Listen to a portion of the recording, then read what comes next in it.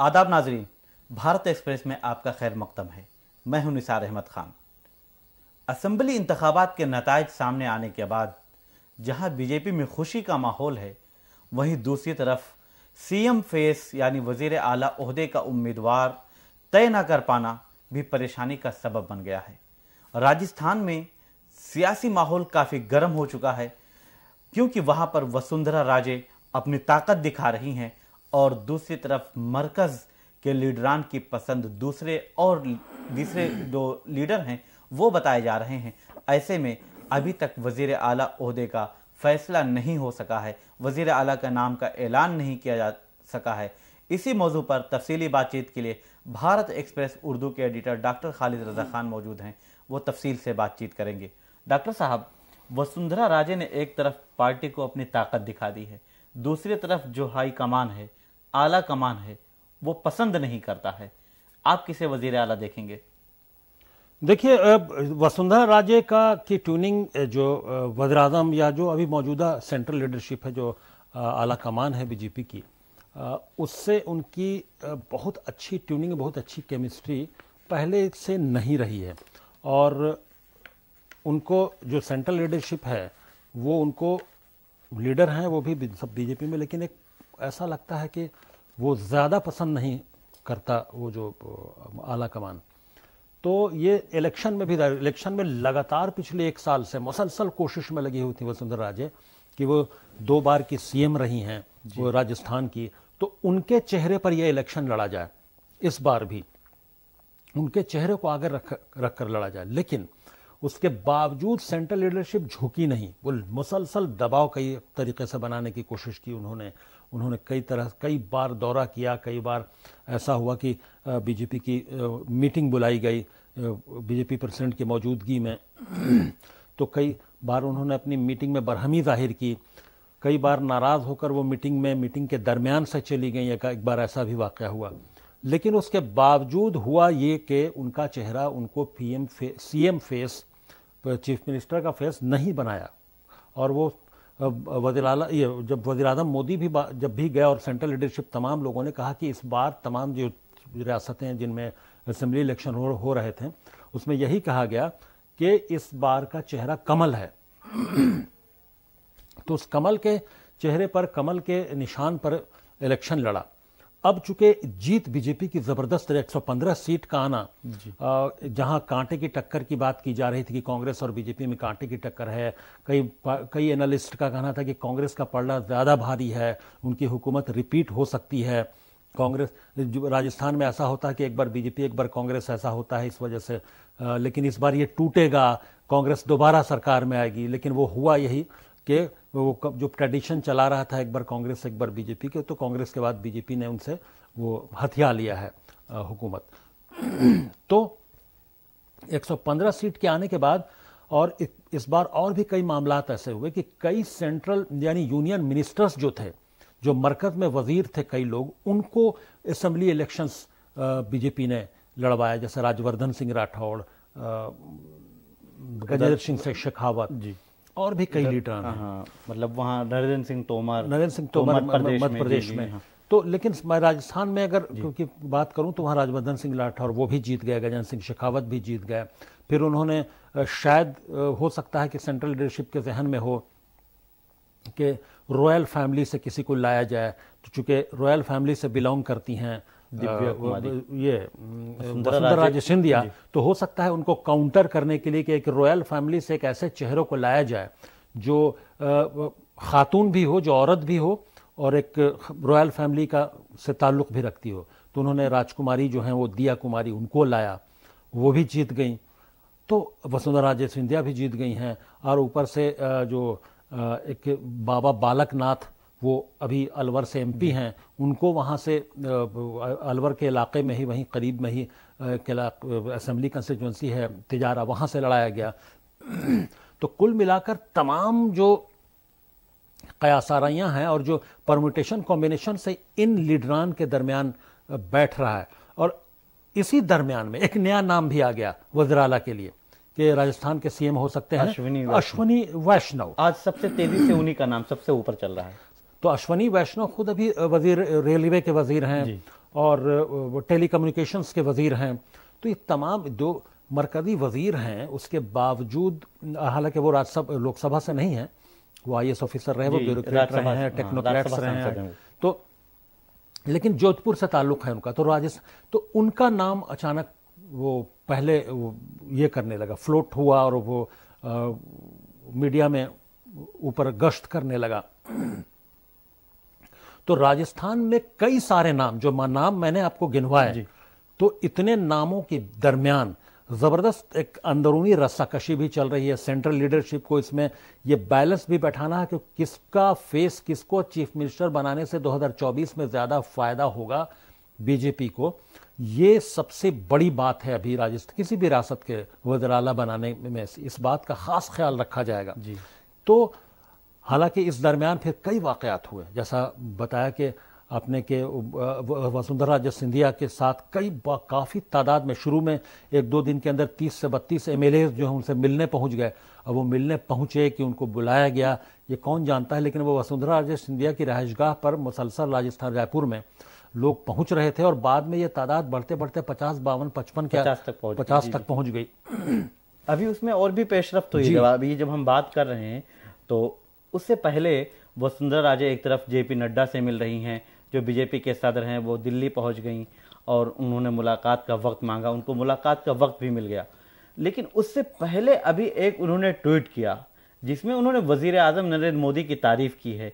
तारीफ करते हुए कहा है कि राजस्थान की जनता ने कांग्रेस के दावे और वादे दोनों को खारिज कर दिया और बीजेपी की जो ये जीत हुई है वो मोदी गारंटी ही बीजेपी या जनता चाहती है।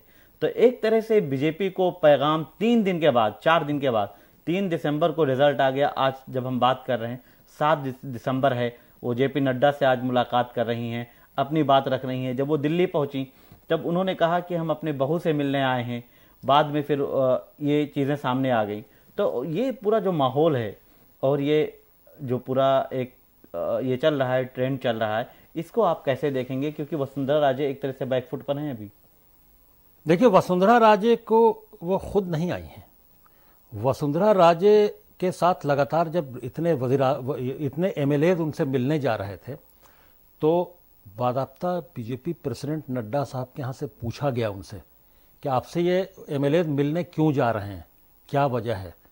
तो उनको सफाई देनी पड़ी कि वो चूंकि MLA हैं, अब मिलने आ रहे हैं तो हम किसको रोक लें। मैं पार्टी की नेता हूं और लोग जब MLA जीतने के बाद, MLA बनने के बाद मिलने आ रहे हैं तो मैं किस को रोकूं।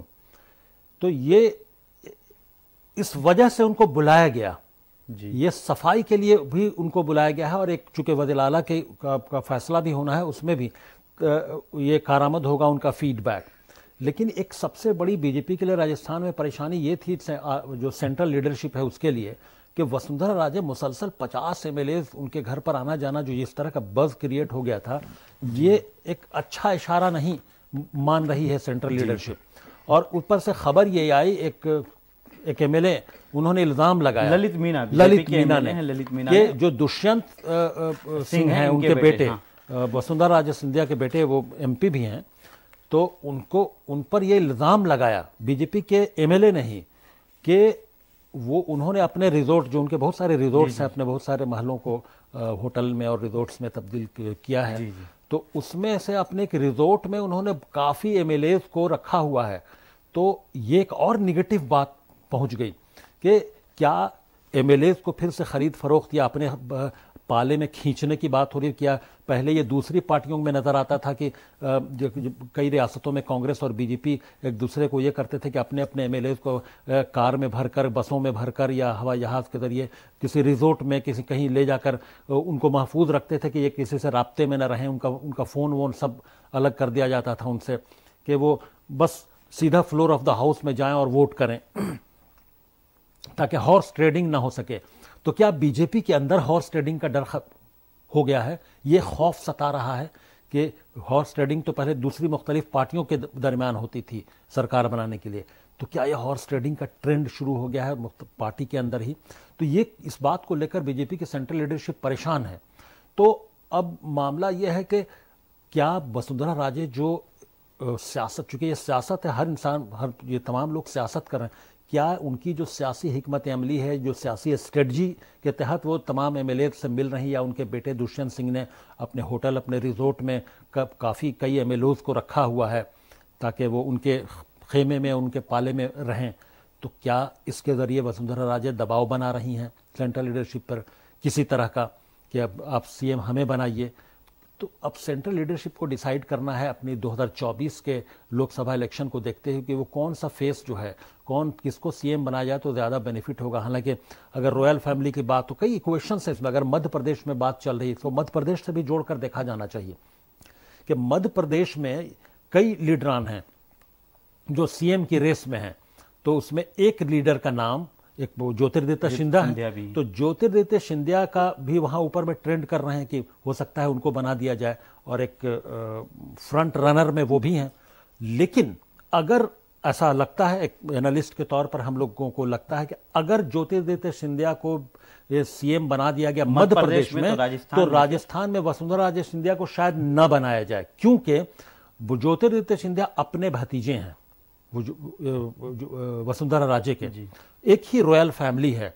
तो एक ही रॉयल फैमिली के इतने करीबी रिश्तों को, दो लोगों को, एक बुआ और एक भतीजा, एक को वहां का चीफ मिनिस्टर बनाना है, तो इसमें आवाजें उठ सकती हैं बीजेपी के अंदर।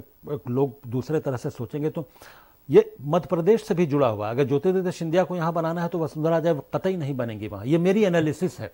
और अगर वहां अगर वसुंधरा राजे को रखते हैं किसी मजबूरी में, या वसुंधरा राजे को लाते हैं कि पुरानी 2-2 टर्म की और कद्दावर लीडर नहीं है बीजेपी की, उससे बीजेपी को 2024 के लोकसभा इलेक्शन में फायदा ही होगा, तो फिर ज्योतिरादित्य सिंधिया का मामला यहाँ पर खत्म हो जाएगा मध्य प्रदेश, वो नहीं बन पाएंगे फिर चीफ मिनिस्टर। तो कई तरह से मामला उलझा हुआ है, चीजें उलझी हुई हैं। एक तरफ योगी का जो उत्तर प्रदेश के सिलसिले में डॉक्टर साहब एक अहम सवाल, अभी बाबा बालकनाथ जिनका आपने जिक्र किया, बाबा बालकनाथ ने अमित शाह साहब से मुलाकात पार्लियामेंट हाउस में की है। अमित शाह से मुलाकात के बाद उनका नाम फिर टॉप पर आ गया है कि अब बाबा बालकनाथ टॉप पर हैं और यही पसंद है। दूसरी तरफ योगी आदित्यनाथ की हिमायत भी हासिल है और वो वजीर आजम मोदी से मुलाकात कर चुके हैं, जेपी नड्डा से मिल चुके हैं, अमित शाह से भी उनकी मुलाकात हो सकती है। तो इस तरह से उनके नाम को और तकवीत मिल गई है। देखिए, योगी आदित्यनाथ अभी दिल्ली में है। वो आज दिल्ली में आए हैं। वो जब आए तो तमाम प्रेस में ये बात हुई कि क्यों आए हैं उनसे, तब तो उन्होंने बताया कि भाई योगी आदित्यनाथ के वज़ीर आला के, उत्तर प्रदेश के वज़ीर आला, वो दिल्ली में अभी उनकी क्या ज़रूरत है, तो अभी तो सीएम बनाने की डिफरेंट है। लेकिन तो उन्होंने कहा कि नहीं, उनके यहाँ कैबिनेट एक्सपेंशन होना है, जो वजारत को की तोसी होनी है, कलमदान की में अलग अलग बांटे जाने हैं लोगों को। तो इस वजह से उन मौजूआत पर बात करने आए हैं वो, और राम मंदिर से मुताल्लिक, और राम मंदिर का जो एयरपोर्ट है, जो उस अयोध्या का जो एयरपोर्ट है, वो उसका उद्घाटन होना है, उसका इफ्तिताह होना है। तो उसके लिए वजीर आजम को दावतनामा देने आए हैं, उनको इन्वाइट करने आए हैं। लेकिन ऐसे मौके पर आना, वो मैं इसलिए बोल रहा हूं कि योगी आदित्यनाथ और बाबा बालकनाथ का एक ऐसा रिश्ता है आपस में कि बाबा बालकनाथ और योगी आदित्यनाथ गोरखधाम से ताल्लुक़ रखते हैं। दोनों जो दोनों गुरु भाई कहे जाते हैं, और दोनों का रिश्ता बहुत ही गहरा है, और दोनों योगी हैं, और दोनों का ताल्लुक़ गोरखपुर से ही रहा है। उनकी पूरी ट्रेनिंग और शिक्षा दीक्षा जो है बाबा बालकनाथ की, वो गोरखधाम गोरखपुर में हुई है। तो इस हैसियत से दोनों बहुत करीब हैं। और सीएम योगी का अभी आकर वज़ीर आज़म से मिलना, जेपी नड्डा से मिलना, और ऐसा लगता है कि शायद उसको तक़वियत देने के लिए फिर बाबा बालकनाथ का आज अमित शाह से मुलाकात करना पार्लियामेंट हाउस के अंदर ही, उनके दफ्तर में अमित शाह के। तो ये इक्वेशन हर तरफ से अलग अलग जो कैंडिडेट्स हैं जो रेस में हैं राजस्थान के लिए, उनके लिए अलग अलग इक्वेशंस तैयार हो रहे हैं, अलग अलग माहौल बना। वसुंधरा राजे के लिए अलग, बाबा बालकनाथ फिर ऐसा ट्रेंड कर रहे हैं कि वो एकदम ऊपर हो गए अब। तो तमाम ये लोग फ्रंट रनर हैं उसमें। लेकिन अब बनेगा कौन, किसके हक में क्वेश्चन जाती है, बड़ा अजीब पेचीदा मामला हो गया है। उधर राजवर्धन सिंह राठौड़ भी हैं जी, बहुत कई कैंडिडेट, गजेंद्र सिंह शेखावत हैं, और राजकुमारी दिया कुमारी हैं, ऊपर से ये अश्विनी वैष्णव का भी नाम चल रहा है, अश्विनी वैष्णव का नाम है ऊपर में। बाबा बालकनाथ के साथ एक और मामला यह है कि बाबा बालकनाथ अगर कास्ट वाइज देखें तो यादव हैं, तो क्या बाबा बालक नाथ को अगर उत्तर प्रदेश राजस्थान का चीफ मिनिस्टर बनाया जाता है तो क्या लोकसभा इलेक्शन में इसका फ़ायदा कितना होगा कि दूसरी रियासतों में यूपी, बिहार, मध्य प्रदेश और राजस्थान में जो इस राजस्थान के इधर अलवर और इधर जो दिल्ली से जुड़ा हुआ इलाका वहीं काफ़ी यादव भी हैं, तो क्या बाकी रियासतों में उसका फ़ायदा मिल सकता है? क्या यादव वोटर्स को अट्रैक्ट किया जा सकता है बाबा बालक नाथ को अगर सीएम बनाया जाए राजस्थान का? तो ये बहुत सारे क्वेश्चंस हैं जिनको बीजेपी के आला लीडरशिप जो है वो देख रही है। तो अब हम लोग को वक्त का इंतज़ार करना पड़ेगा। अभी इस दरमियान ये खबर आ गई है कि बीजेपी जो है अपना ऑब्जर्वर भेजेगी कल ऑब्जर्वर भेज तो रही है तमाम इन तीन रियासतों में मध्य प्रदेश, छत्तीसगढ़ और राजस्थान में जो सेंट्रल लीडरशिप है वो अब चीफ मिनिस्टर कैंडिडेट को चुनने के लिए और हालात पर नज़र रखने के लिए, हालात का जायजा लेने के लिए ऑब्जर्वर भेजने वाली है। तो इन तीन रियासतों में ऑब्जर्वर भेजेगी और फिर इस दरमियान जो मध्य प्रदेश के जो कद्दावर लीडर हैं जो सीएम की रेस में भी हैं, उनका ये बयान आ गया कि कैलाश विजयवर्गीय का भी यह अभी थोड़ी देर पहले बयान आया कि यानी रविवार तक, इतवार तक, संडे तक ये मामला पिक्चर क्लियर हो जाएगी और फैसला हो जाएगा कि किन इन तीन रियासतों में से राजस्थान, मध्य प्रदेश और छत्तीसगढ़ में कौन कौन सीएम होगा। ये संडे तक तय हो जाएगा। तो अब संडे तक इंतजार कर लेते हैं, चूंकि बीजेपी अभी ऑब्जर्वर भेज रही है। भेजने के बाद ऑब्जर्वर अपनी रिपोर्ट देगा, फिर सेंट्रल लीडरशिप डिसाइड करेगी। फिर ये जो तमाम तरह के इक्वेशंस अलग अलग तरह के चल रहे हैं, बहुत कॉम्प्लिकेटेड इक्वेशंस, वो सब जारी रहेंगे। वो हर पल इक्वेशन बदल रहा है। कैंडिडेट जो कौन कौन फोर रनर्स हैं कैंडिडेट्स, उनमें आगे पीछे ट्रेंड कर रहे हैं लोग। तो अब देखा जाए फैसला। राजस्थान में अभी जो मरकज जिसकी बात हम कर रहे हैं, जो अहम मरकज है वो वसुंधरा राजे को अगर बीजेपी नहीं बनाती है तो इसे आप 2024 लोकसभा इलेक्शन से पहले कहां देखते हैं? क्योंकि बीजेपी 2024 की तैयारी कर रही है और 24 के मद्देनजर ही वो वजीर आला का इंतखाब करेगी। मैं वही बात बोल रहा था कि अगर बाबा बालक नाथ को बनाया जाता है तो फिर चूंकि वो यादव हैं तो क्या उसके जरिए दूसरी तमाम रियासतों में बेनिफिट मिलेगा? तो फिर राजस्थान में क्या नुकसान होगा उसका? क्योंकि राजस्थान में आमतौर पर यह है कि वसुंधरा राजे को नजरअंदाज किया हाँ, एक बड़ी लीडर रही हैं और कद्दावर लीडर हैं और उनका एक एरिया ऑफ इन्फ्लुएंस बड़ा है। तो अब यकीनी तौर पर उनकी नाराज़गी जो पहले से सेंट्रल लीडरशिप रहे, उस नाराज़गी में इजाफा हो जाएगा। और जब नाराज़गी में इजाफा होगा और अभी 50 एमएलए उनके साथ हैं, तो ये नेचुरल है और ये फितरी बात है कि उन 50 एमएलए में भी जो अभी वसुंधरा राजे की रहायशगाह पर जाकर लगातार उनको सपोर्ट जाहिर कर रहे हैं, उनके अंदर नाराज़गी और बरहमी पैदा होगी। तो अब उसका नतीजा बीजेपी नहीं चाहेगी कि 50-50 एमएलए को नाराज़ कर दिया जाए, वसुंधरा राजे को नाराज़ करके या उनको नज़रअंदाज करके। तो उसको कैसे डैमेज कंट्रोल होगा, कैसे वसुंधरा राजे को अगर नहीं बनाया जाता है या बनाया जाता है तो क्या इम्पैक्ट होगा उसका, इन तमाम चीज़ों पर सेंट्रल लीडरशिप भी ज़बरदस्त मंथन कर रही है। तो सेंट्रल लीडरशिप के लिए भी एक इम्तहान का वक्त है ये। तीनों रियासतों की बात अगर करें हम, जो राजस्थान, मध्य प्रदेश, छत्तीसगढ़, तो संडे तक, चूंकि इशारा दिया है कि बीजेपी के बड़े लीडर मध्य प्रदेश के कैलाश विजयवर्गीय ने कि संडे तक पूरा मामला क्लियर हो जाएगा कौन वज़ीर आला किस रियासत में होगा। तो संडे तक का हम लोग इंतजार करते हैं। और इस दरमियान जो तमाम सियासी क्वेश्चंस बैठाए जा रहे हैं, जो खींचतान अंदरूनी चल रही है, उस पर भी हम लोग नज़र रखते हैं। डॉक्टर साहब, आखिरी और मुख्तसर सवाल ये हमारे नाजरीन के लिए कि वसुंधरा राजे को आप कितना मानते हैं कि अभी वो इस रेस में किस हद तक बरकरार हैं, कितने फीसद बाकी? देखिए, अगर लीडर उनकी जो स्टैंडिंग रही है पॉलिटिक्स में और एक कद्दावर लीडर होने की हैसियत से, तो अभी, और उनका 2 बार वो सीएम रही हैं राजस्थान की, तो 2 बार वज़ीर आला रहने की हैसियत से मुझे ऐसा लगता है कि वो बिल्कुल वो ऊपर, वो मतलब उनकी पोजीशन अभी नंबर 1 है। उसके बाद फिर और कोई आता है, बाबा बालक नाथ हैं, गजेंद्र सिंह शेखावत हैं, उसके बाद फिर राजवर्धन सिंह राठौड़ हैं, राजकुमारी दिया कुमारी हैं। तो ये तमाम लीडरान उनके, मुझे ऐसा लगता है जो हालात हैं, जो तजर्बा है और जो स्टैंडिंग है राजस्थान में, जो इन्फ्लुएंस है, तो वो वसुंधरा राजे का एक रहा है।